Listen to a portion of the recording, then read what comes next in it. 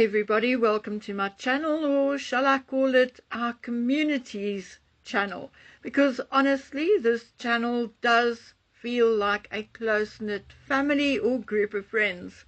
Anyway, I'm guessing that most of you have seen photographs of William and Catherine's visit to the Natural History Museum yesterday. It is really good to see them out and about again. As always, these two will make the best out of any situation. So them being rained on did not stop them. They just carried on and took part in indoor activities instead. These two have a way of bringing calm to any situation, and it always looks like everybody has fun when they are around. Oh, and how we love how they introduce themselves. Purely William and Catherine. No Prince, Duke, Duchess. Of course, they are called that out of respect for their positions, but they don't have to ask for it or enforce it like certain other people.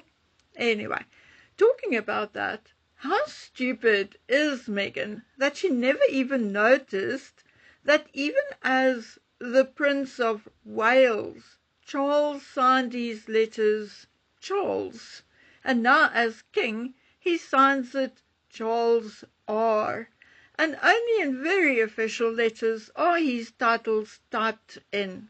Really, it is actually so funny that Meghan always has to add her titles. Anyway, what makes me a little irritated and can really stick in my throat sometimes. We all have different taste and see things differently, and often one gives a remark or opinion based on that, and nothing else, no hidden meaning, no nothing. But then people fly off the handle. Now, I have not said anything yet, so I have not been a victim yet. But there are other poor souls who got the whole 9 yards. And why? Because of Catherine's hair. Oh, shame, man.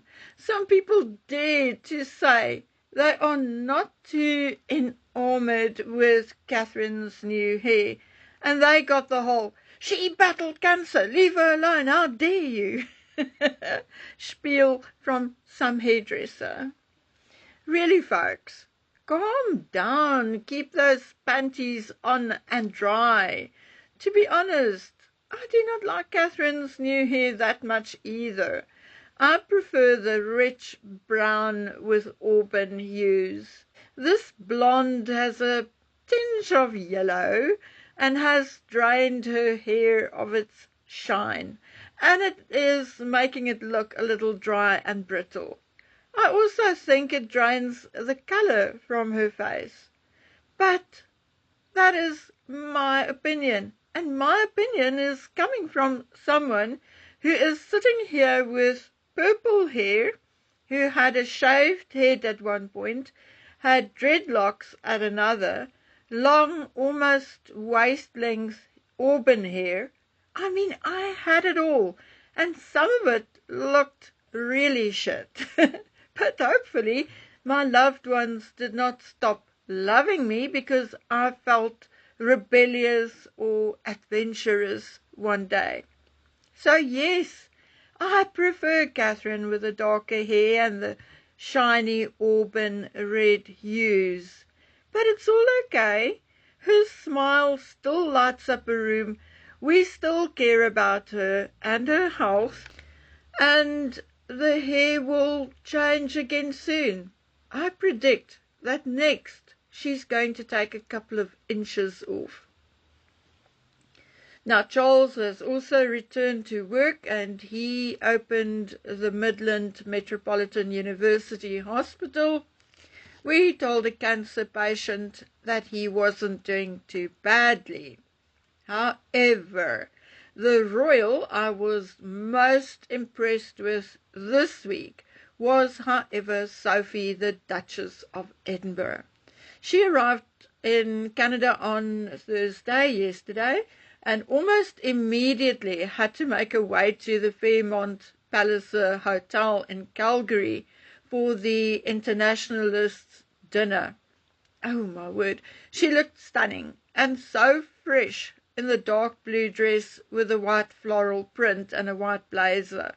She's also expected to visit a show jumping venue in Spruce Meadows. Now, in terms of effort, smiles, looks, etc., Sophie is definitely my top royal for the week. I also see Giorgio Armani has passed away, aged 91. Although I've never had the pleasure of even wearing an Armani knockoff, I have been aware of his designs for men and women from a very young age. Leaving a fortune of 12 billion behind proves his success and talent, so may he rest in peace and go softly. Okay, now with all the niceties done with, it is sad to see the state of England, and then seeing Macron and Starmer chairing yet another meeting to define how to support Kiev. Hate me?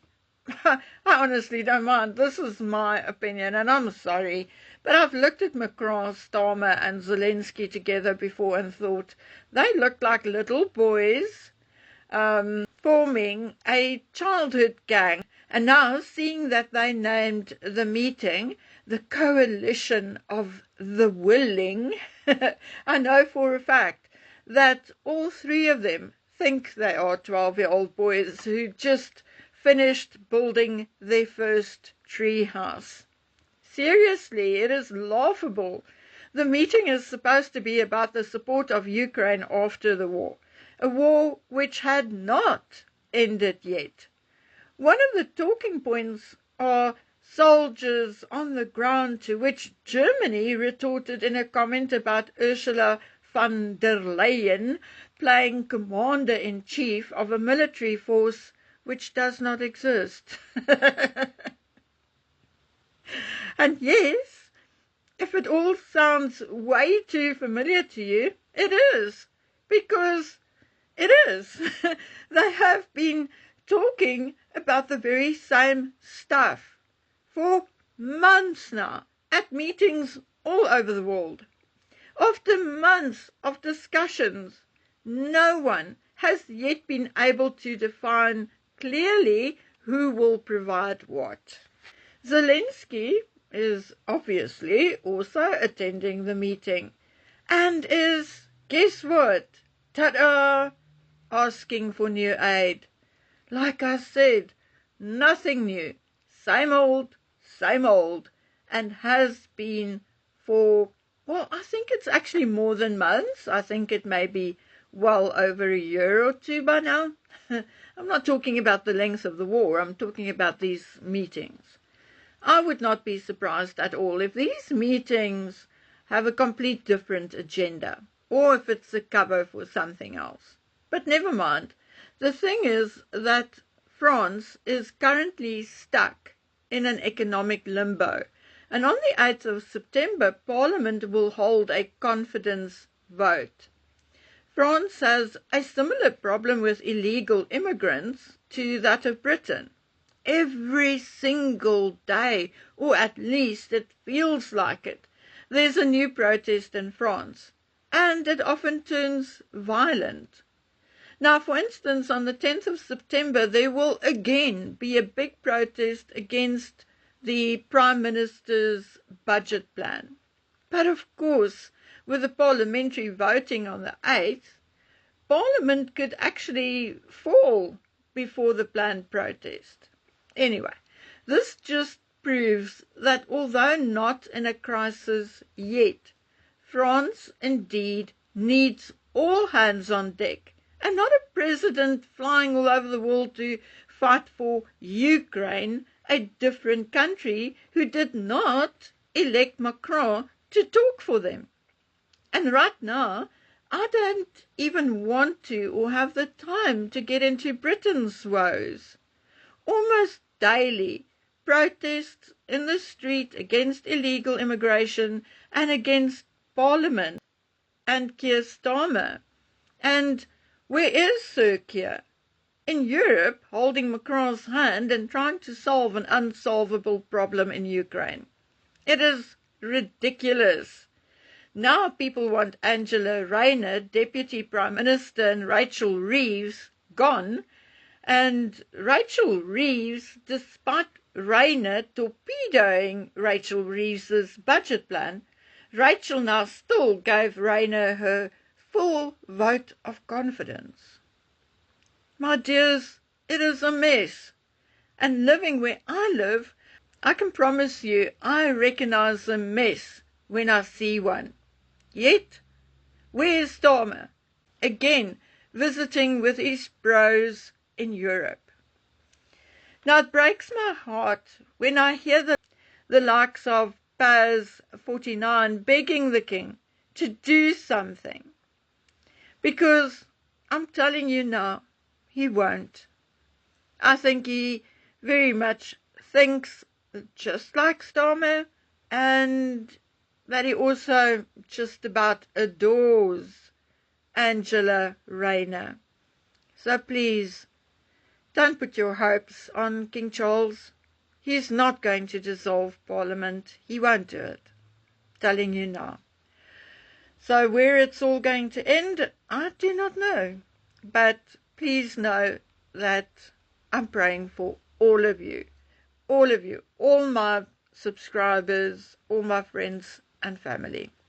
Okay, so until we meet again on the next one, please take good care of yourselves. Bye.